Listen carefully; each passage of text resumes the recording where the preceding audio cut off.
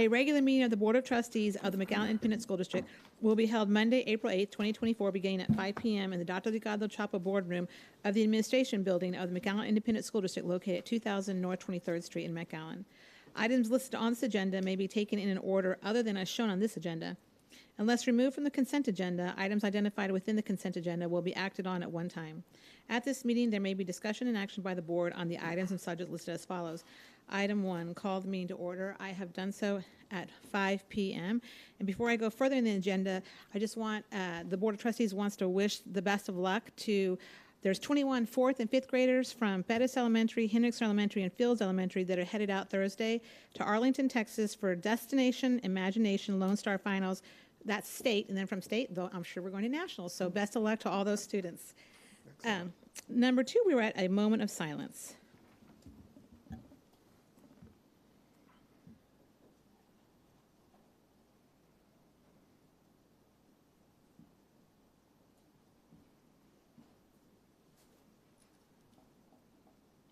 Thank you. We are now at item 3, the Pledge of Allegiance. I pledge allegiance to the flag of the United States of America and to the republic for which it stands, one nation, under God, indivisible, in liberty and justice for all. That was STC trustee Darina Alcantar's daughter. Thank you so much. Item 4, we were at public comments.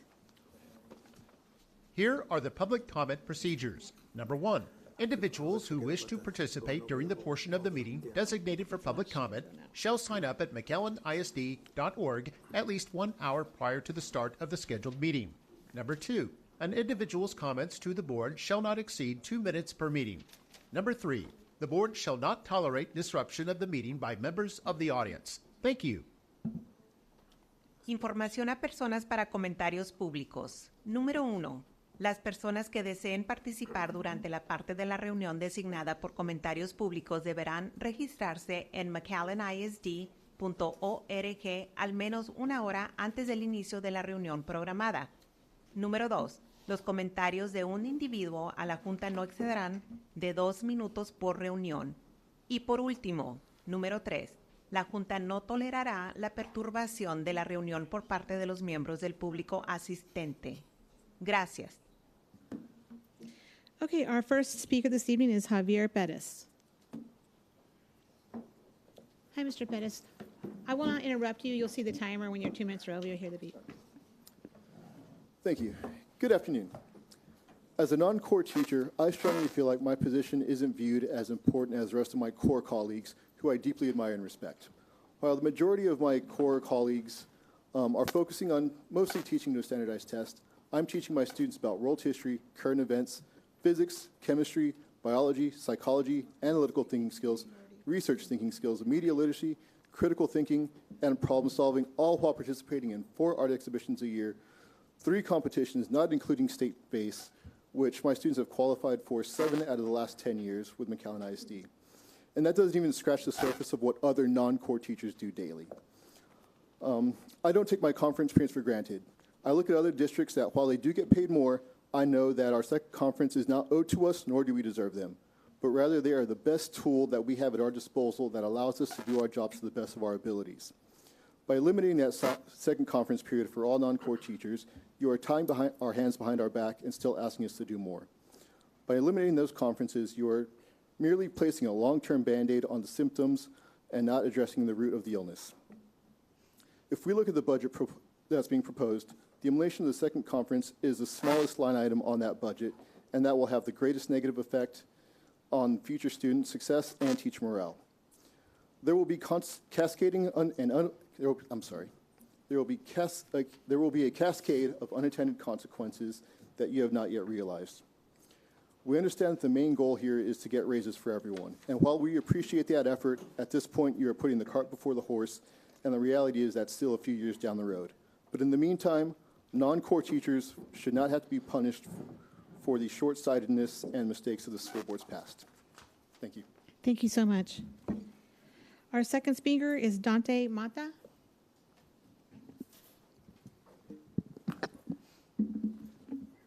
Hello, I'm a visual arts teacher at Morris Middle School, and thank you for the opportunity to speak. With the school board considering taking away a conference, and this will be replaced with another section and more students, how can the school board justify making teachers do more with less? We will now have more students. We are expecting major cuts to our fine art budget and now have less time to prepare. Another cause for concern is that education now is a business, and with MISD competing to bring more students into the area, fine arts teachers are very concerned that student numbers will continue to grow and put more stress on already packed class loads. With the expected cuts to our budget and increasing student numbers, here's something to ponder. Where's the logic, or at least the grace, for us educators? As always, we will continue to strive for excellence and always put our students first, because that's what we do here at McAllen ISD. Thank you for your time. Thank you, Mr. Mata. Our next speaker is Gloria Garza.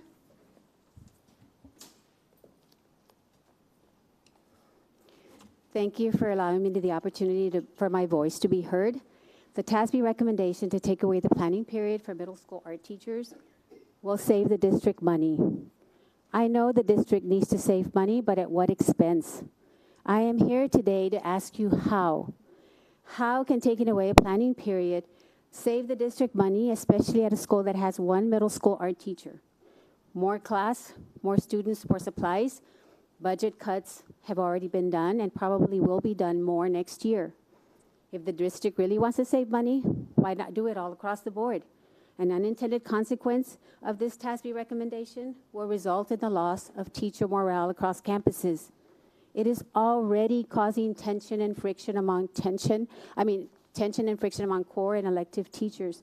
Questions of fairness and equality are already being asked. Many of my colleagues have become my dear friends, and these friendships are meaningful to me and crucial in creating a great team culture and job satisfaction in an often stressful career. But why should the elective teachers teach one more class than the core, get paid the same, in a district which we know is one of the lowest paid districts in the area? Have you stopped to think that maybe this planning period is why these highly qualified teachers are loyal to McAllen ISD for so many years? How will I do this? How will I plan an excellent lesson plan for 5, possibly 6 different groups? A lot of work goes into planning an excellent lesson plan. Art is not just a coloring class. We teach the same thing core classes teach. We just use different media. I teach 147 kids daily, and I absolutely love it. I use my planning period to prepare 5 different lesson plans for 5 different groups. Middle school 1, middle school 2, middle school 3, an advanced middle school 2-3 class, and the self-contained with intellectual disabilities population. Along with lesson prep, I also use this time to evaluate student progress using rubrics, which takes a lot of time. I provide written feedback to each of these kids, which I feel is an important part of their growth as an artist. I also use this time to prepare lesson materials for each class, which varies from class to class. This planning period is not a luxury, like so many of you are referring to. It is crucial. It is necessary in preparing excellent lesson plans. How am I going to have enough planning time to prepare for an additional class? Please think about the unintended consequences of this TASB recommendation. I am a team player. I will continue to do my job. I will do it well because I absolutely love what I do. I love the students and I love what art does to it, but I'm having a real hard time understanding how this will be beneficial to the overall picture of McAllen ISD. Thank you for your opportunity. Thank you, Mrs. Garza. Our next speaker is Ian Getles Johnson. I apologize for saying that name. Yeah. Ingles?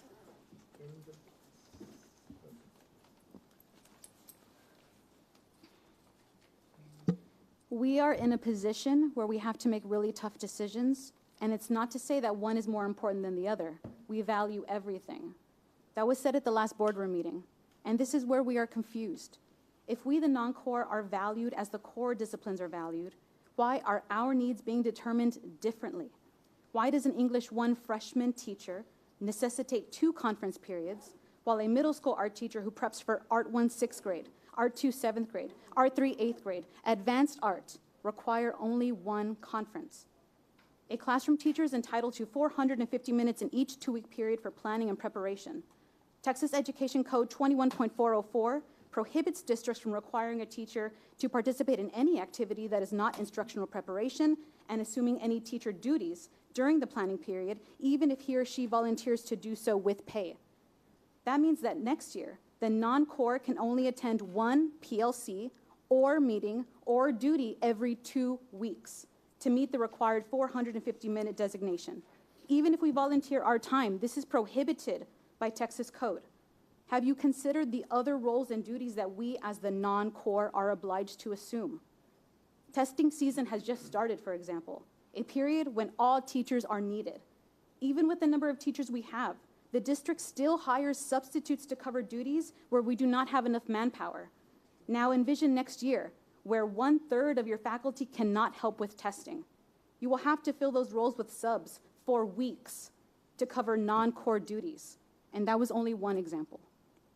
This leads to the question, how are you saving money by taking away our 2nd conference and assigning us an extra course? How will that facilitate the absorption of the 5th math teacher or the additional geography teacher who's about to retire? We, the non-core, cannot help absorb those core positions.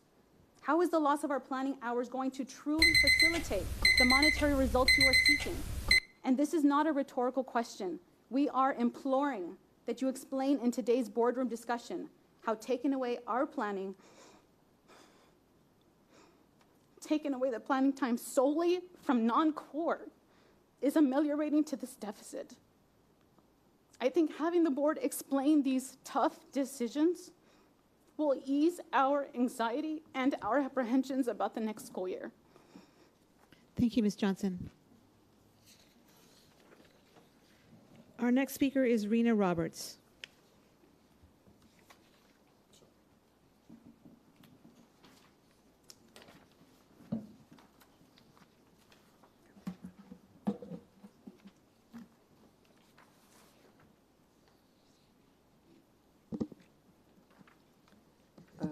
Good afternoon. My name is Rena Roberts, and I teach art at Memorial High School. I love my job. At Memorial, we offer our students the following courses: Art 1 year comprehensive, Art 2 year comprehensive, Art 3 comprehensive, Art 4 comprehensive. These are courses where the students get to try a little bit of everything. Then we also teach Art 2, Art 3, Art 4 in drawing alone. We teach Art 2, 3, and 4 painting, Art 2, 3, and 4 sculpture, Art 2, 3, and 4 ceramic, Art 2, 3, and 4 jewelry, Art 2, 3, and 4 printmaking, Art 2, 3, and 4 fibers, Art AP drawing portfolio, Art AP 2D design portfolio, and Art AP 3D design portfolio, and hopefully next year even art history dual enrollment.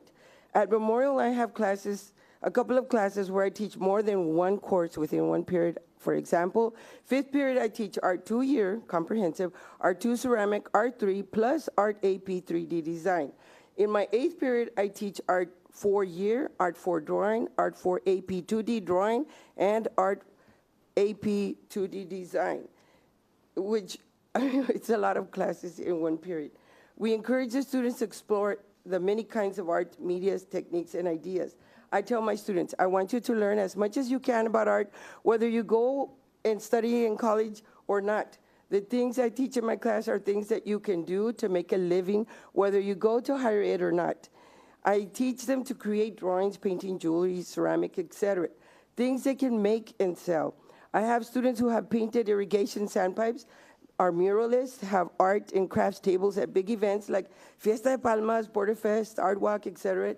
Some do party decorations and etc.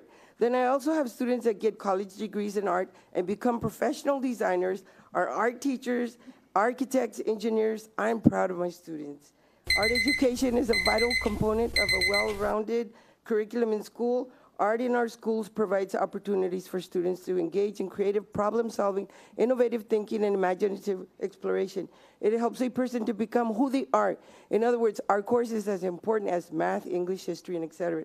If we are going to teach an extra class, it would only be fair to be paid for more work because it does take more time to teach another class. Please treat all MISD teachers the same because all our courses are valuable to our students. And last, I want to say, we need elementary art teachers in the city of McAllen. Imagine how art could inspire our students at all ages. Thank you very much. Thank you, Ms. Roberts. And our last speaker this evening is Jason Barrera.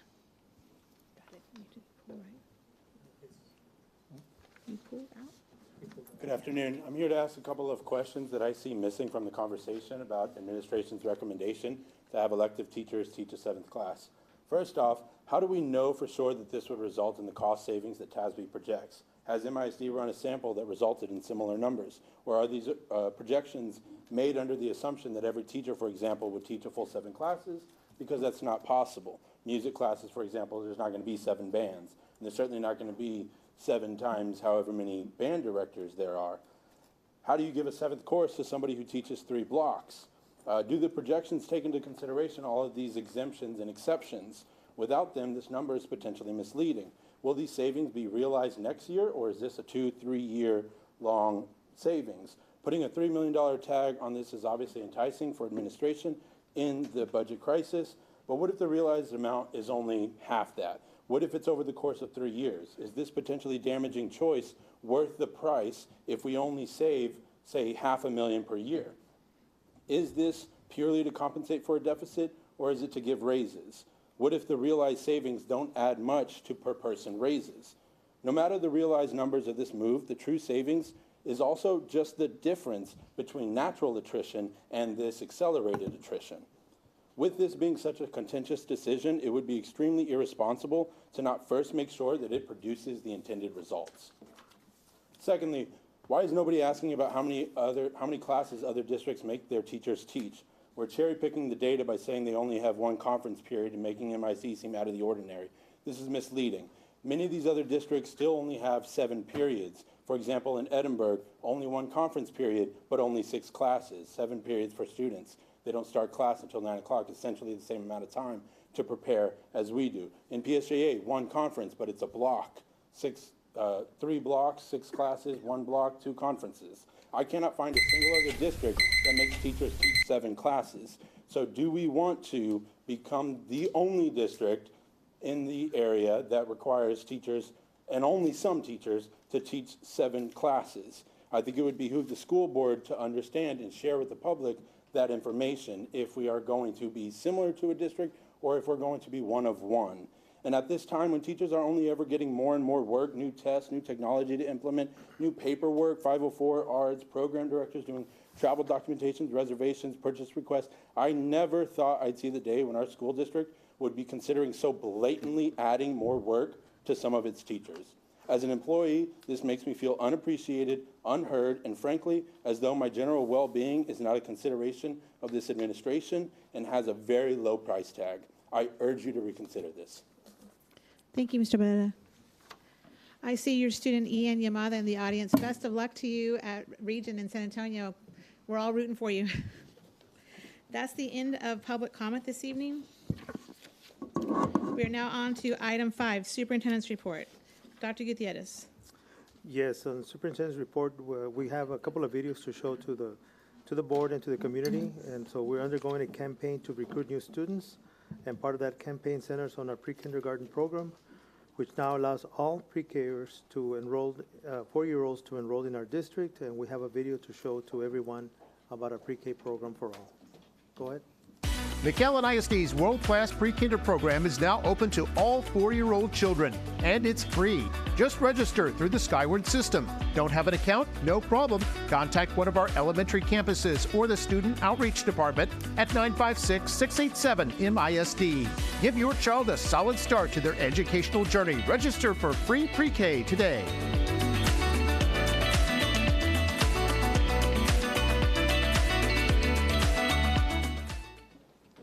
McAllen You can just go with the next one. Okay, and also we have another video that we like to highlight our high school unique programs that we have. So we have also another promotional video to show our unique high school programs that we have available, like Achieve Early College High School, the International Baccalaureate, as well as our UTRGV Collegiate Campus with McAllen ISD. Go ahead and play the video. McAllen ISD is a place that offers rigor and choice. We have a 2-time National Blue Ribbon Award-winning early college high school where students can take college courses at South Texas College and earn an associate's degree before they graduate high school. McAllen ISD was the first in the Valley to offer the prestigious International Baccalaureate program with a level of success recognized worldwide. And coming this fall, the new UTRGV McAllen ISD Collegiate Academy, where students can study the career track of their choice. Call today. We continue to item 5C. Another video that we also have is that we have a partnership with Hidalgo County for Head Start. This program serves the 3- and 4-year-olds, and so we've also produced a video highlighting that our partnership with Head Start. Go ahead and play the video. McAllen ISD has teamed up with Hidalgo County Head Start to offer a free program. It's the perfect opportunity for 3-year-olds. This all-day program will place them with a certified teacher. Other advantages include high-quality instruction, dual language lessons in English and Spanish, around-the-clock supervision, and it's free. Children not only learn academics, but their social development will skyrocket too. This fall, the program will be offered at 6 elementary schools. Restrictions apply, so call this number or visit the website and apply today.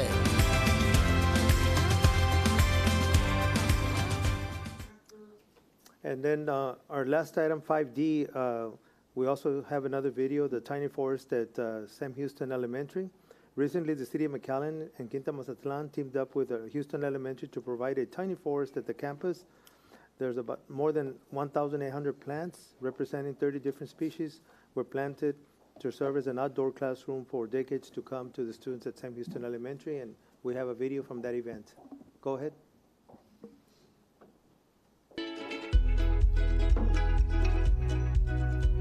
Today, we have our Tiny Forest inauguration at Sam Houston Elementary. We have partnered with Quinta Mazatlan for the second Tiny Forest in the district, and we couldn't be more excited.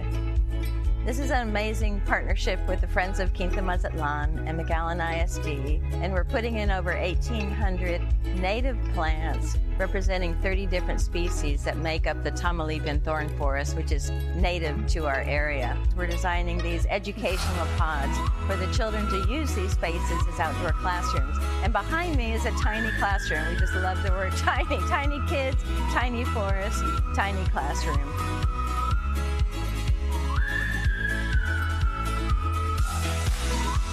I feel very great, and I feel like it's important to me, and I'm probably never gonna forget this.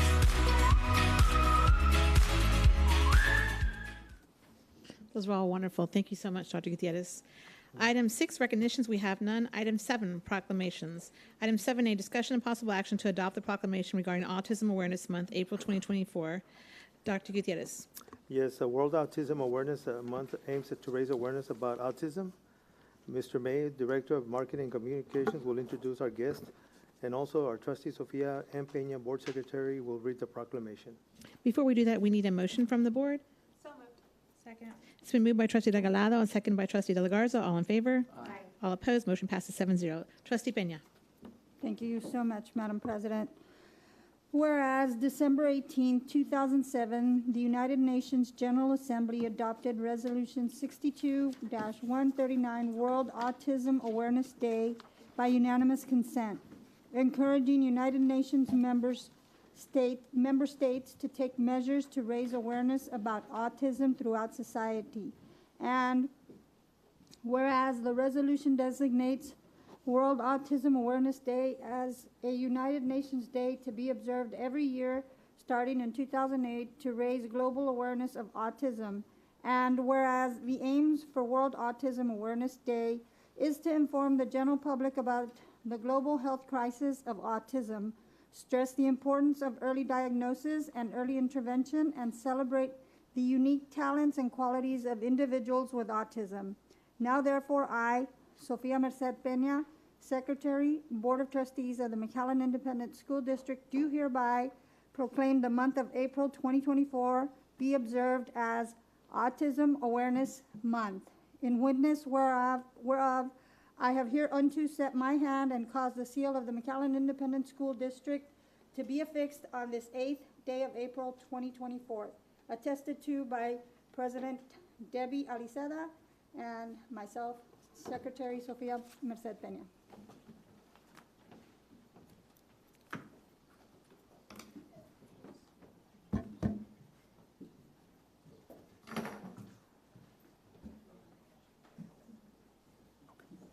All right, we're ready to begin. Our first student is Gabriel Talamante from Memorial High School, a student in the Regional Day School Program for the Deaf.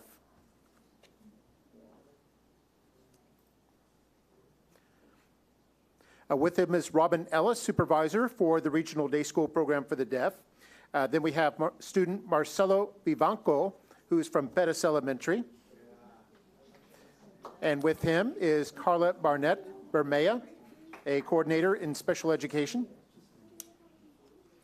And now we have a Stride student, Noah Martinez.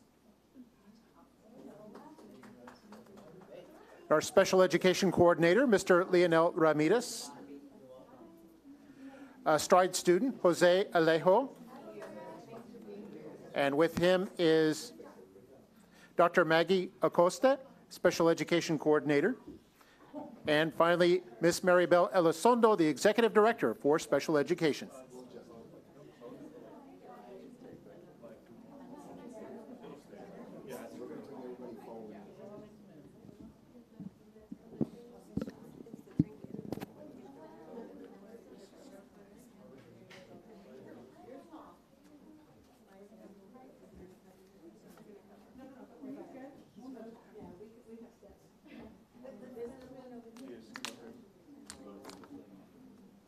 Yeah, that's better. Yeah, Debbie's. Let's go. Yeah, let's go in the end. All the way. Okay.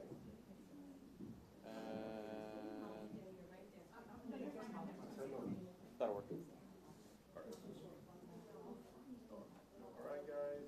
Over here, this camera on 3. Ready? 1, 2, 3. One more. 1, 2.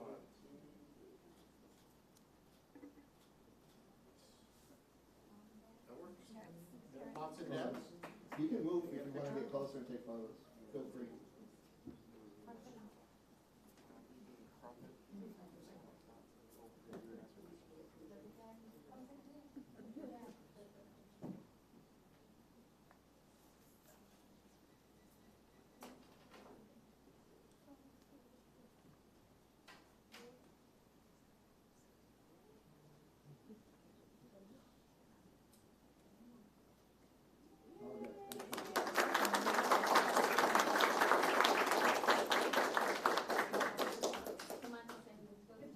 Daddy gas?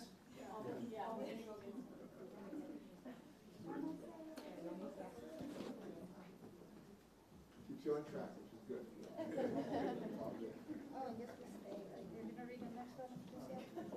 Is there another copy? No, that's it. I don't remember seeing 2.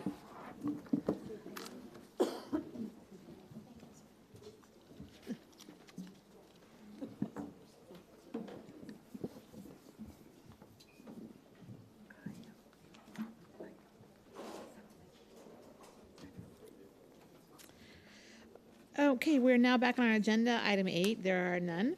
Item 9, consent agenda items 9A through 9H. What say you, board? Move to approve. Second. It's been moved by trustee De La Garza and seconded by trustee Regalado to approve item 9A through 9H of the consent agenda. All in favor? Aye. All opposed? Motion passes 7-0. Item 10, instructional services, instructional leadership, human resources, business and operations, and board of trustee items. 10A, instructional services.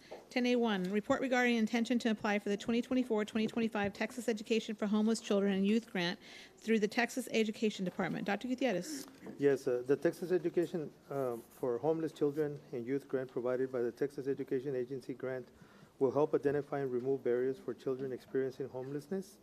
Ms. Norma Cabrera, Director of College and Career and Counseling, will share some more information about this, and this is an information purposes only item. Go ahead, Ms. Cabrera. So we are applying for a grant that will help us provide additional support to our homeless population. This would be from students that are enrolled in pre-kinder all the way to 12th grade. Part of the grant requires that we provide additional support to these students, such as maybe after-school support, maybe clothing, those types of support services, food. And we are applying for this grant. It's up to $300,000 a year for 1 year. Right now, we're finishing up another grant that we applied for 2 years ago. And once those funds are depleted, we're hoping to secure this grant so that we can continue to provide additional support services to our students. All students receive the same level of support, but these funds will allow us to provide more support for our homeless population. Any questions? Thank you so much. Anyone have any questions? Best of luck. Thank you. Item 10A2, discussion and possible action on student and staff travel to Salamanca, Spain for the study abroad program. Dr. Gutierrez. Yes, McAllen ISD's partnership with Cursos Internacionales de la Universidad de Salamanca offers McAllen ISD 11th grade students the opportunity to study abroad for 2 weeks in Salamanca, Spain. Ms. Norma Cabrera, Director of College and Career and Counseling, will also give more information, and administration is recommending action on this item. Go ahead. Good evening. So we have 21 students that will be participating in the study abroad program. I want to thank the McAllen Education Foundation for their donation. We had 13 students apply for a scholarship through the McAllen Education Foundation. We have a committee reviewing those applications right now. And we had one scholarship that was provided by our consultant, Delia Magdaleno, and that scholarship has already been awarded to one student. Our 21 students will be participating in a 2-week program at the Universidad de Salamanca, where students will have an opportunity to learn the language, culture, and speech. And they will be participating in the program. They'll have 3 different professors attending the program Monday through Friday for 2 consecutive weeks. And on the weekends, we have excursions already in plan for them. All students receive a transcript from La Universidad de Salamanca, which will also help them with college enrollment and scholarships. Thank you so much. This is for action this evening. Move to approve. It's been moved by Trustee Regalado, second by Trustee Rivera. All in favor? Aye. All opposed? Motion passes 7-0. Thank you so much. Before we move on, I'd like to thank the McAllen Education Foundation for donating $30,000 and sponsoring 10 students to be able to go to this study abroad in Salamanca, Spain. Originally, it wasn't in the budget, but we asked for them if they would consider, and they did. And I want to thank them for their consideration and allowing 10 of our students to help them financially to travel to Salamanca, Spain and study abroad. So a big thank you to the McAllen Education Foundation. Excellent. That's fantastic. Item 10A3, discussion and possible action on the publishers for textbook adoption under Proclamation 2024. Dr. Gutierrez? Proclamation 2024 calls for the adoption of instructional materials in the areas of science, K through 12, technology applications, K through 8, personal financial literacy and economics, and certain career technical education subjects to be implemented beginning in the 24-25 school year. Ms. Angela Allen, the Assistant Director for Student Operations, will share more information on the adoption process and the publishers we are recommending. Administration is recommending action on this item. Good evening, Dr. Gutierrez, Madam President, and the Board of Trustees. I am going to talk to you a little bit about our Proclamation 2024, which is a textbook adoption in the areas as were mentioned. If you want to go ahead. Thank you. So these are all of the areas, a lot of subjects under adoption this year, and consisting mostly of sciences K to 12, all of those, as well as CTE, which are in the areas of the science and engineering subjects. And we also had technology applications, as well as personal financial literacy and economics. So some of our procedures include nominating a district and teacher-led committee. So the district committee is established beginning in October. The expectations of the district-led committee, which consists of coordinators and directors within the district, is to create rubrics so that we can narrow down our top publishers to our top 5 who meet the 100% TEKS and English language proficiency standards. After we nominate the district committee, then we, in October, during our monthly principal meeting, call for principals to nominate teachers for our teacher-led committee. And the expectations of those teachers is to, of course, evaluate the publishers based on the rubrics that were created by the district committee, as well as to share that information with their colleagues at their campuses. So these are the teacher-led committee representation.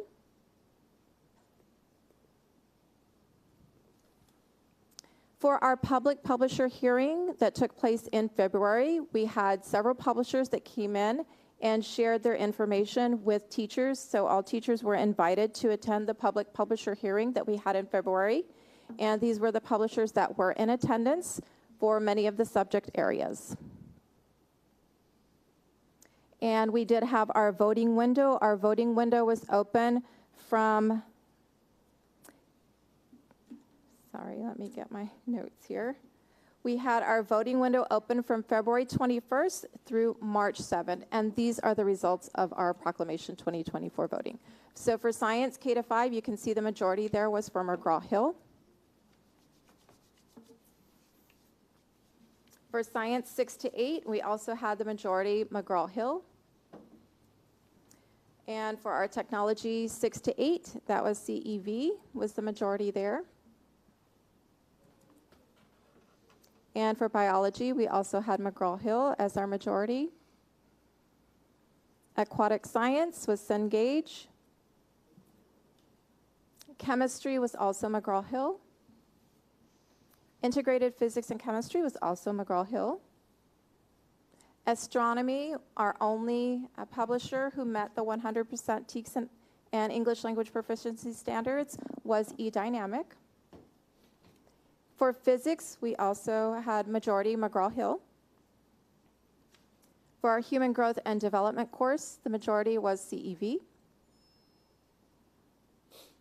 For instructional practices, again, the consensus was CEV.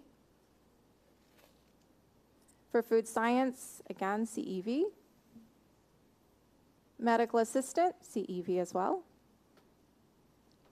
Health science was Goodhart-Willcox. For medical terminology, Cengage. Anatomy and physiology, McGraw-Hill. Forensic science, Savas. Principles of applied engineering, Goodhart-Willcox. Engineering design and presentation, Goodhart-Willcox. Personal financial literacy and economics, McGraw-Hill. And these are the publisher recommendations by subject, so we are recommending the following publishers for adoption. Thank you so much. This is for action this evening, Board. Move to approve. Second. It's been moved by Trustee Peña and seconded by Trustee Rivera to approve the list presented. All in favor? Aye. All opposed? Motion passes 7-0. Thank you for your so much time. for your presentation. Item 10B, instructional leadership items. We have none this evening. Item 10C, human resource items. We have none this evening. 10D, business operations. 10D1, approval of the McAllen Independent School District budget amendment for fiscal year beginning July 1, 2023 and ending June 30, 2024. Dr. Gutierrez. Yes, administration is recommending the approval of the March 2024 budget amendment for the 23-24 fiscal year. We're recommending action on this item.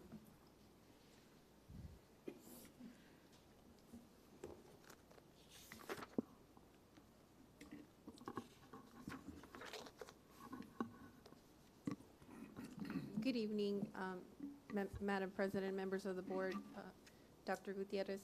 Tonight we bring forward the March 2024 budget amendment, and I will provide some highlights on the changes. What this budget amendment represents is our 4-6 weeks update, where we utilize our new summary of finance template, and you do see quite a bit of some activity going on there. First of all, the first thing to note is that under the revisions in revenues, local property taxes, there was a decrease to tax collections for Fund 199, general fund, in the amount of $18,759,960. The primary reason for that is the decrease in the M&O tax rate, which was formerly at $1.206 and is now at 0.8448. So an increase in the tax rate, increase in the collection, or decrease in the tax rate, decrease in the collections. We also, our staff here at Finance was generous enough to split the amount and identify the increase to tax collections that was part of the VATRE. So they've broken that amount, and that's $3.465 million, which gives a net effect of the $15,284,302. And then other significant changes were, of course, because the summary of finance also was applied to the state funding, and as you can see, there's some 4-6 weeks adjustments for every single fund, and most of these are based on our ADA. And the largest change that you see is in a fund, General Fund 199, at $16,523,576, which is a gain. So where we saw a decrease in taxes, we see an increase in our state funding. And the increase for the VATRE additional funding is $1.7,091,803, which gives us a net effect of the state funding of $19,890,852. And then these changes that you see in the different funds are then applied in the bottom and the expenditure levels as the different adjustments. If there was an increase, there's an increase to the function. If there's a decrease, then there's a decrease that is applied, and that's based on the recommendations by the different departments. In addition to that, we wanted to call your attention to in the bottom where it says increase to longevity pay for Fund 199 General Fund VATRE for $2 million, and then a transfer to assigned fund balance for Fund 199 General Fund Longevity Pay Reimbursement for negative $2 million. So what that signifies is at the end of last year, at the end of the year, there was a $2 million that was assigned in anticipation of the VATRE revenues. The district had gone through that action. So in this sense, we're paying ourselves back and putting it back into those $2 million into assigned fund balance. So on the next page, you continue to see the adjustments based on the functional level as a result of the changes in the template. And then in function 81, we see that the $13,386,344 that are coming from the ESSER 2 projects. So this is a transfer to fund balance for the Fund 199 General Fund from Fund 194 ESSER 2 Local Committed Fund Balance. So that's, if you recall, in the first budget workshop, we did talk about this, that we would be transferring the ESSER 2 remaining balances into fund balance, and that's where you see the transaction in this amendment. And then finally, we did have an increase to tax collections for Fund 599, Debt Service Fund, $7.5 million. And that concludes my presentation. Thank you, Ms. Garcia. It was quite a lot of information on there. Does anybody have any questions? Okay, I move that the Board of Trustees approve the McAllen Independent School District March budget amendment for the General Fund, Debt Service Fund, and Capital Projects Fund for fiscal year beginning July 1, 2023 and ending June 30, 2024. Second. It's been moved by Trustee Aliceta, second by Trustee Peña. All in favor? Aye. All opposed? Motion passes 7-0.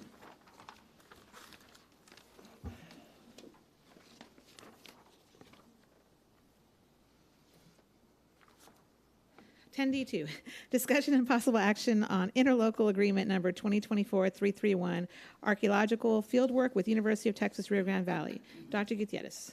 The agreement will allow the University of Texas Rio Grande Valley to conduct an archaeological dig in the accordance with the federal law prior to the sale of real estate. Ms. Laura Williams, Director of Purchasing, is available to answer any questions if needed. Administration is recommending action on this item, and this item pertains to Bonham Elementary, and it's being considered to be purchased by the Boys and Girls Club, but prior to that, they need to do this archaeological dig in that area and rule it out before the sale can proceed. Move to approve. It's been moved by Trustee De La Garza and seconded by Trustee DeVetta that the Board of Trustees approve the interlocal agreement for number 2024-331 archaeological fieldwork with the University of Texas at Rio Grande Valley. Madam President, I'm sorry, before you go for the vote, there, I need to recuse myself, right? Certainly. and you need to sign the form. Okay. And conflict of interest form. It's been moved by Trustee De La Garza and seconded by Trustee DeVetta. All in favor? Aye. Aye. All opposed? Motion passes 6-0-1. Item 10D3, discussion and possible action on request for qualifications number 2024-1027, District Annual Audit Services. Dr. Gutierrez. Administration solicited statements of qualifications for annual audit services. Ms. Luna, our Chief Financial Officer, is available to answer any questions. We are recommending action on this item. And the recommendation is our auditors that we currently have to continue with their services. It's a three-part motion. I move that the Board of Trustees approve the ranking of request for qualifications number 2024-1027 of the District Annual Audit Services for a term of 2 years with the option to extend for 2 additional years, commencing with fiscal year ending June 30, 2024. Second. Been moved by Trustee Aliceda and seconded by Trustee De La Garza. All in favor? Aye. All opposed? Motion passes 7-0. I move that we approve that administration begin negotiations with the highest ranked firm. If the district is unable to negotiate a satisfactory contract with the selected firm, the district shall formally and in writing in negotiations with that firm and proceed to the next firm in the order of that selection ranking until a contract is reached or all submittals are rejected. Second. It's been moved by Trustee Aliceda, second by Trustee Kittleman. All in favor? Aye. All opposed? Motion passes 7-0. Madam Chair, I'd like to move to authorize the superintendent to execute a contract once the contract negotiations have been successfully achieved. Second. It's been moved by Trustee De La Garza and second by Trustee DeVetta. All in favor? Aye. All opposed? Motion passes 7-0. Item 10DA, discussion and possible action on request for proposal number 2024-1029, telephone carrier services. Dr. Gutierrez. Administration is solicited proposals for telephone carrier services. Ms. Judith Escamilla, Executive Director of Technology, is available to answer any questions.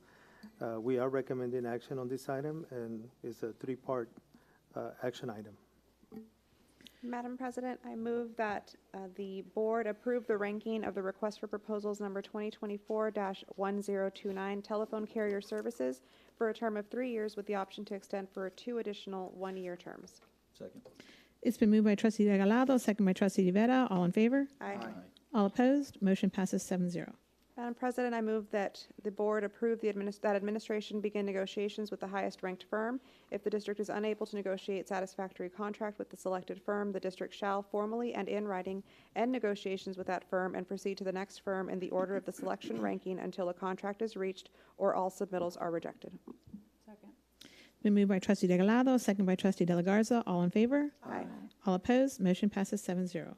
Madam Chair, President, do you want to go? I already did. Go for it. Okay. Madam President, I move to authorize the superintendent to execute a contract once contract negotiations have been successfully achieved. Second. It's been moved by Trustee Peña, second by Trustee DeVetta. All in favor? Aye. All opposed? Motion passes 7-0. Item 10D5, discussion and possible action on request for proposal number 2024-1028, integrated pest management and pest control services. Dr. Gutierrez.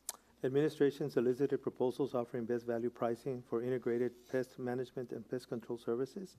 Mr. Ruben Trevino, our Executive Director for Facilities and Maintenance and Operations, is available to answer any questions. We are recommending action on this item, and it's a 2-part action item.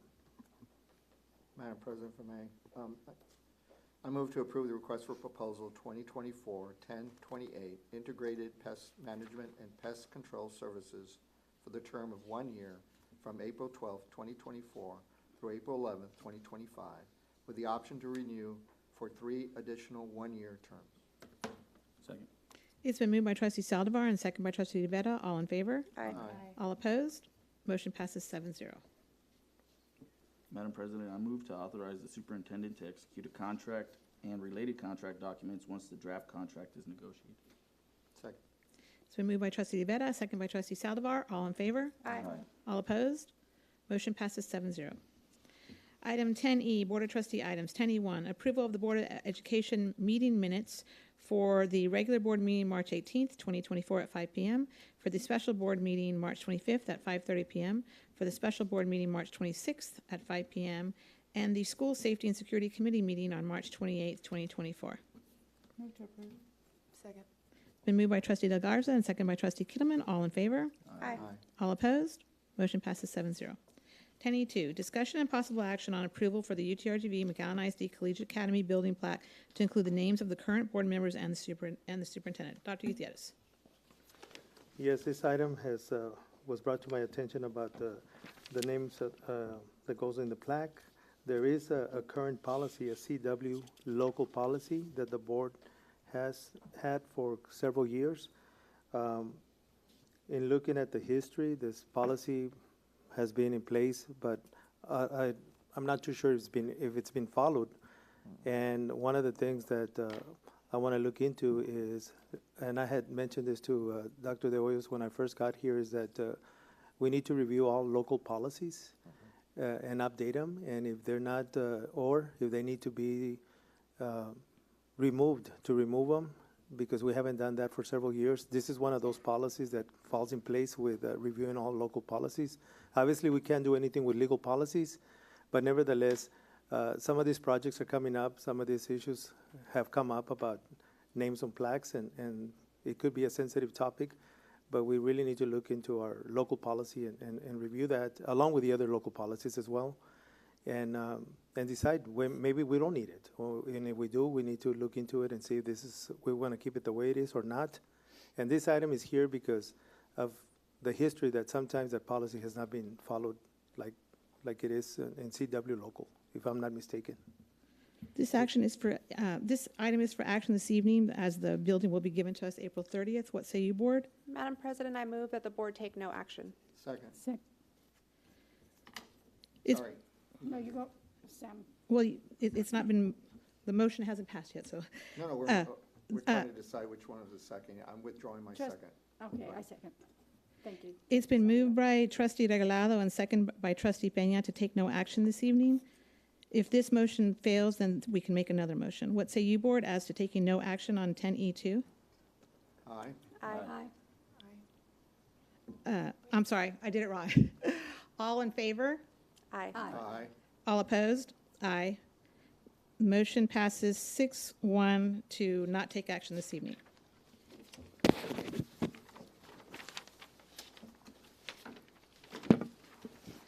Item 11, recess to closed session. The Board of Trustees may go into closed session pursuant to sections 551.071, 551.072, 551.074, 551.076, and 551.089 of the Texas Government Code to discuss the following: discussion of human resources recommendations for the school year 23-24, discussion of human resources employee resignations and retirees for school year 23-24, discussion of intruder detection audit report findings, 11D, pending and/or potential litigation, and 11E, possible real estate acquisition. At 5:54 p.m., we will be going into executive session.